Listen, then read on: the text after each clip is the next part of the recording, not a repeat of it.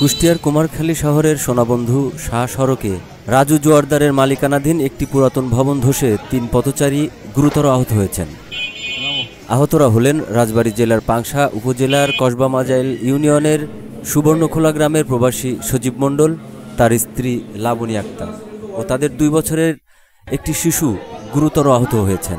আহতদের মধ্যে মা ও শিশুর অবস্থা আশঙ্কাজনক বলে চিকিৎসকরা জানিয়েছেন। জানা যায়, অসুস্থ শিশুকে চিকিৎসক ডাক্তার খালিদ সাইফুল্লাহর কাছে দেখাতে কুমারখালীতে আসেন প্রবাসী সজীব মণ্ডল। পথে শিশুটি বমি করলে মোটরসাইকেল থামিয়ে দাঁড়ান ওই বিল্ডিংয়ের নিচে।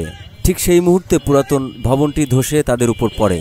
স্থানীয়দের সহযোগিতায় আহতদের উদ্ধার করে কুমারখালী উপজেলা স্বাস্থ্য কমপ্লেক্সে নেওয়া হয়। কুমারখালী উপজেলা স্বাস্থ্য কমপ্লেক্সের চিকিৎসকরা প্রাথমিক চিকিৎসা দেওয়ার পর গুরুতর আহত লাবণী আক্তার ও শিশু হাবিবকে উন্নত চিকিৎসার জন্য কুষ্টিয়া জেনারেল হাসপাতালে পাঠান। এই ঘটনায় স্থানীয়দের মধ্যে আতঙ্কর সৃষ্টি হয়েছে এবং তারা দ্রুত ঝুঁকিপূর্ণ ভবনগুলো ভেঙে ফেলার দাবি জানিয়েছেন।